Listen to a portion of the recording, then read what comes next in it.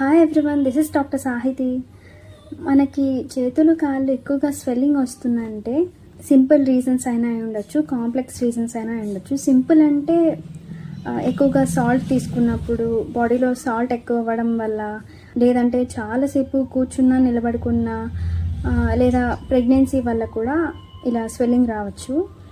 Complex reasons అంటే kidney disease ఉన్నప్పుడు, బాడీలో ఉన్న ఫ్లూయిడ్ని ప్రాపర్గా రిమూవ్ చేయకపోయినా, లేదా హార్ట్ డిసీజ్ వల్ల హార్ట్ వీక్గా బ్లడ్ని పంప్ చేసిన, ఇంకా లివర్ డ్యామేజ్ అయినప్పుడు బ్లడ్లో ప్రోటీన్ లెవెల్స్ ఎక్కువ అవ్వడం వల్ల ఇలా స్వెల్లింగ్ అనేది వస్తుంది.